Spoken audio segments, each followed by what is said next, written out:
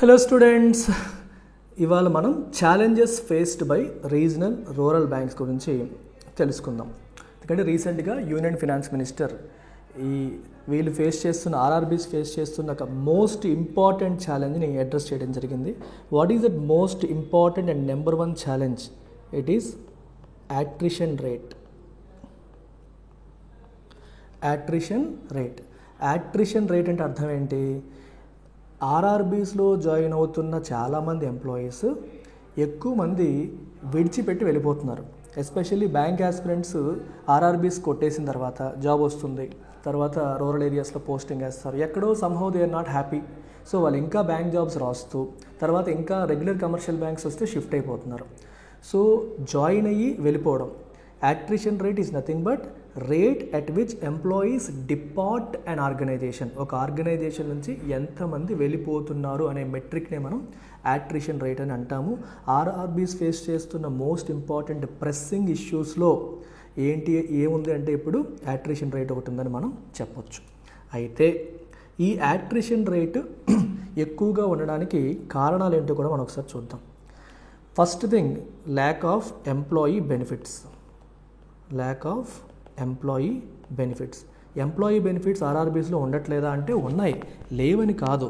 But in comparison to scheduled commercial banks, regular scheduled commercial బ్యాంక్స్తో compare చేసుకుంటే ఓకేనా, pay scale same అయినప్పటికీ కూడా షెడ్యూల్డ్ కమర్షియల్ బ్యాంక్స్లో మీకు ఫెసిలిటీస్ ఎక్కువ ఉన్నాయి, superior facilities compare to RRBs. అక్కడ ఫెసిలిటీస్ ఎక్కువగా ఉండడం వల్ల ఇది వదిలేసి అటు వెళ్ళిపోవాలి అనే ఆలోచనలో వాళ్ళు ఉండడం అనేది జరుగుతుంది. మీకు లేటెస్ట్ నెంబర్స్ కూడా చెప్తాను. ఫైనాన్షియల్ ఇయర్ 2022లో ఆర్ఆర్బీస్లో 95,833 మంది ఎంప్లాయీస్ ఉంటే, అదే ఫైనాన్షియల్ ఇయర్ 2023లో ఎంప్లాయీస్ సంఖ్య 91,664కి తగ్గింది.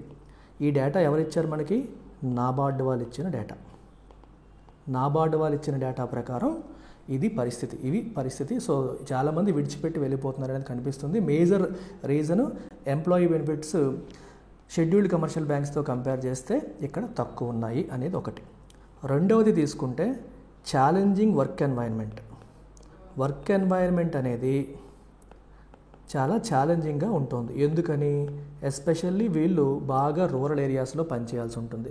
సిటీస్ నుంచి ఉన్న వాళ్ళు కావచ్చు, వేరే స్టేట్కి చెందిన వాళ్ళు కావచ్చు, వేరే స్టేట్లో ఇప్పుడు కర్ణాటక వాళ్ళు ఆంధ్రాలో వచ్చి రూరల్ ఏరియాస్లో పనిచేయాలన్నా, ఆంధ్ర వాడు కర్ణాటక రూరల్ ఏరియాస్లో పనిచేయాలన్నా వాళ్ళకి చాలా ఛాలెంజింగ్ ఉంటుంది.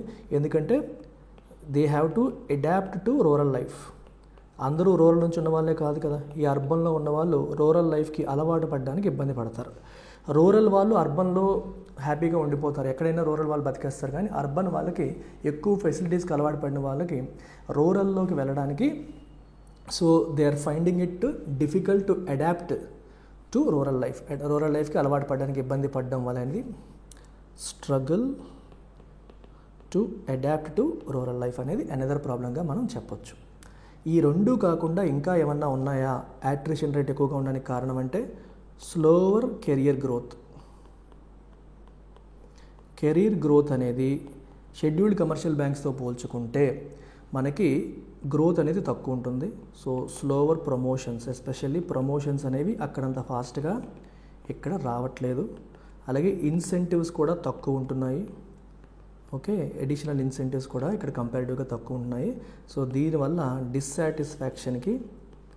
డిస్సాటిస్ఫాక్షన్కి అది దారి తీస్తుంది అనేది ప్రధానంగా ఒక పాయింట్గా మనం చెప్పొచ్చు. ఓకేనా? అయితే ఇక్కడ ఛాలెంజ్ చెప్పి ఊరుకోకుండా I would also like to give you solution. మరి ఈ అట్రిషన్ అనే ప్రాబ్లం గురించి మనం మాట్లాడాం కాబట్టి అట్రిషన్ అనే ప్రాబ్లం నుంచి బయటపడాలంటే సొల్యూషన్ ఏంటి? సో ఏం చెప్పొచ్చు? మీకు ఎగ్జామ్లో ఇలా అడగొచ్చు, ఇంటర్వ్యూల్లోకి వెళ్ళే వాళ్ళకి అడగొచ్చు, లేకపోతే మెయిన్స్లో రకరకాల సందర్భాల్లో మీకు ఇలాంటి క్వశ్చన్స్ రావచ్చు. సొల్యూషన్ ఏం చెప్తారంటే ప్రయారిటైజ్ లోకల్ పోస్టింగ్స్ని ప్రయారిటైజ్ చేయడం ద్వారా. ఎందుకంటే ఎవరికి వాళ్ళ ఊర్లో వేశారనుకో అప్పుడు రూరల్ అర్బన్ అనే ఫీలింగ్ ఉండదు. లేదా వాళ్ళ దగ్గరలో ఉన్న టౌన్కో సిటీకో దగ్గరలో ఉన్న రూరల్ ఏరియాస్లో వేసినా సరే వాళ్ళు అడాప్టబిలిటీ ఇష్యూస్ ఉండవు, హ్యాపీగా ఉంటారు. వాళ్ళ పర్సనల్ లైఫ్ ప్రొఫెషనల్ లైఫ్ రెండింటిని ప్రాపర్గా బ్యాలెన్స్ చేసుకోగలుగుతారు. రెండోది ఎన్హాన్స్ ఎంప్లాయీ బెనిఫిట్స్ ఏవైతే ఉన్నాయో వాటిని ఇంకా ఎన్హాన్స్ చేయాల్సిన అవసరం అనేది ఉంది. అండ్ యాక్సలరేట్ కెరియర్ గ్రోత్ని యాక్సలరేట్ అయ్యేటట్టు మోర్ ఆపర్చునిటీస్ ఫర్ ప్రమోషన్ అనేది కల్పించాల్సిన అవసరం కూడా ఆర్ఆర్బీస్కి ఉంది. ఓకే, అలాగే ఎస్పెషల్లీ ఎంప్లాయీ బెనిఫిట్స్ అని చెప్పినప్పుడు ఇక్కడ లైక్ హౌస్ లోన్ కావచ్చు, హోమ్ లోన్ ఇస్తారు కదా, హోమ్ లోన్ బెనిఫిట్స్ కావచ్చు, అలాగే హెల్త్ కేర్కి సంబంధించి ఇచ్చే మీరు ఇన్సూరెన్స్ పాలసీలు కావచ్చు. ఓకే, ఇట్లాంటివన్నీ కూడా బెటర్గా రిటైర్మెంట్ ప్లాన్స్ కావచ్చు, ఇంకా మంచివి ఇవ్వడం ద్వారా వాళ్ళని ఎంకరేజ్ చేయొచ్చు అనేది ప్రధానమైన పాయింట్. అలాగే సపోర్టింగ్ వర్క్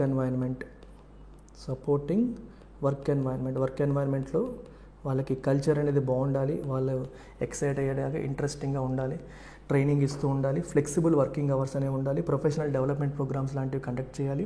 ఇలాంటివి చేయడం ద్వారా ఇంప్రూవ్ చేయడానికి అవకాశం ఉంటుంది. అండ్ ఫైనల్గా ఇంకో పాయింట్ ఇక్కడ పైన రాస్తున్నాను, డిజిటల్ క్యాపబిలిటీస్ బాగా ఇంప్రూవ్ చేయాలి. Enhancing digital capabilities. చాలా వరకు ఆర్ఆర్బీస్ వెనకబడడానికి ప్రధాన కారణం డిజిటల్ స్పేస్లో వాళ్ళు వెనకబడి ఉండడం, వాటిని ఇంప్రూవ్ చేయాల్సిన అవసరం కూడా ఉంది.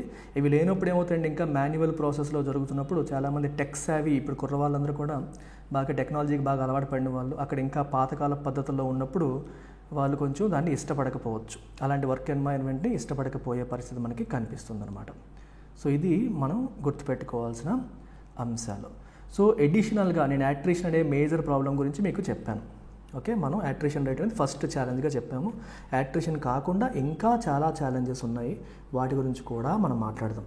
సో సెకండ్ మోస్ట్ ఛాలెంజ్ వీళ్ళు ఫేస్ చేస్తుంది ఏంటంటే limited digital infrastructure. Very very important అది, లిమిటెడ్ డిజిటల్ ఇన్ఫ్రాస్ట్రక్చర్. స్లోగా చెప్తున్నాను, మీకు ఈజీగా అర్థమవుతుందని. సో ఆర్ఆర్బీస్కి మేజర్ ప్రాబ్లం ఇంకొకటి ఏముందంటే మనకి అప్గ్రేడ్ అవ్వట్లేదు వాళ్ళు. Okay, they struggle with upgradation of digital banking services. ఇప్పుడు ICICI bank, state bank, HDFC రోజుకి కొత్త ప్రొడక్ట్స్తో వస్తుంటే, కొత్త సర్వీసెస్ వస్తుంటే, ఒక క్లిక్ ఆఫ్ ద బటన్తో మనకి ట్రాన్స్ఫర్లు అయిపోతున్నాయి, క్లిక్ ఆఫ్ ద బటన్తో పేమెంట్లు అయిపోతున్నాయి, క్లిక్ ఆఫ్ ద బటన్తో అన్ని పనులు అయిపోతున్నాయి. అంత ఫాస్ట్గా mobile banking, corporate banking, OTP banking అని రకరకాలు వస్తుంటే ఇక్కడ మాత్రం ఇంకా పాతకాలపు సిస్టంలోనే ఉండడం అనేది మనం చూస్తున్నాం. పూర్ కనెక్టివిటీ, ఎస్పెషల్లీ రూరల్ ఏరియాస్లో ఉంటారు కాబట్టి అక్కడ కనెక్టివిటీ ఇష్యూస్ కూడా మనకి ఎక్కువగా, ఇంటర్నెట్ కనెక్టివిటీ ఇష్యూస్ చాలా ఎక్కువగా ఉంటాయి. సో దానివల్ల కూడా వీళ్ళు అప్గ్రేడ్ అవ్వలేక ఇబ్బంది పడుతున్నారు అనేది another aspect.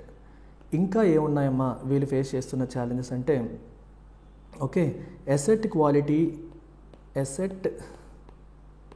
Quality maintenance. Very very important ఇది.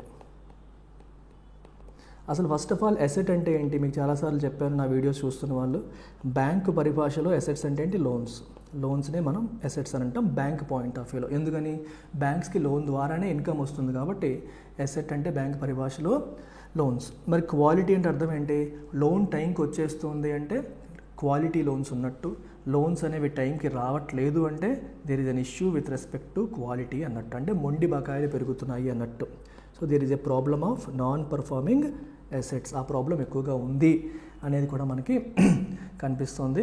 అక్కడ మెయిన్ ప్రాబ్లం రూరల్ ఏరియాస్లో అగ్రికల్చర్కి ఎక్కువగా లోన్స్ ఇస్తారు కదా, అగ్రికల్చర్ బేస్డ్ ఎన్పిఏస్ అనేవి బాగా ఎక్కువగా ఉండడం, అగ్రికల్చర్ లోన్స్ వాళ్ళు తిరిగి కట్టలేకపోవడం, సఫర్ అవ్వడం, దానివల్ల అవి మొండి బకాయిలుగా మారిపోవడం అనేది ప్రధానమైన ప్రాబ్లం. అంటే ఇచ్చినవే సరిగ్గా వాళ్ళు రికవర్ చేసుకోలేకపోతే ఇంకా క్రెడిట్ పెనిట్రేషన్, అంటే ఇంకా ఎక్కువగా లోన్స్ ఎలా ఇవ్వగలుగుతారు, ఉన్నవే రికవర్ చేయలేకపోతున్నారు, ఎన్పిఎస్ పెరుగుతున్నాయి, సో కొత్తవి ఇవ్వలేని పరిస్థితిలో వాళ్ళు ఉన్నారు.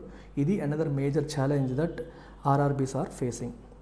ఇవి కాకుండా ఇంకేముంది వీళ్ళు ఫేస్ చేస్తున్న ఛాలెంజ్, ఇంక్రీజ్డ్ కాంపిటీషన్ కూడా వీళ్ళకి బాగా పెరిగిపోతుంది. ఎక్కడి నుంచి కాంపిటీషన్ పెరుగుతుంది, ఎస్పెషల్లీ మనకి టెక్నాలజీ బేస్డ్ బ్యాంక్స్ కొన్ని వస్తున్నాయి, స్మాల్ ఫినాన్స్ బ్యాంక్స్ ఇట్లాంటివి. సో వీళ్ళు ఎక్కువగా టెక్నాలజీని, payment banks, small finance banks ఇవన్నీ కూడా ప్రాపర్ టెక్నాలజీని బేస్ చేసుకొని రన్ చేస్తారు. వీళ్ళు మొత్తం యాప్లోనే అన్నీ అయిపోయేలాగా, దూరం నుంచి డిజిటల్గానే అకౌంట్ ఓపెన్ చేసేలాగా, డిజిటల్గానే లోన్స్ వచ్చేలాగా, ఇట్లాంటి రకరకాల ఫెసిలిటీస్తో ఇవన్నీ రావడం వల్ల వీటి పోటీని కూడా తట్టుకోలేని పరిస్థితి ఒకవైపు. ఇంకోవైపు increased increased presence of private banks. ఒకప్పుడు ఏంటంటే రూరల్ ఏరియాస్కి ఏం వెళ్ళేవి కాదు. ఇప్పుడు ప్రైవేట్ బ్యాంక్స్ కూడా రూరల్ ఏరియాస్లో కూడా బ్రాంచెస్ పెడుతున్నాయి. వాళ్ళకి అర్థమైంది అక్కడ కూడా మనకి సంపాదించడానికి, ప్రాఫిట్ తెచ్చుకోవడానికి స్కోప్ కనిపిస్తుందని చెప్పి ప్రైవేట్ బ్యాంక్స్ ఎక్కువగా రావడం వల్ల కాంపిటీషన్ బాగా ఇంటెన్సిఫై అయిపోతున్నాయి.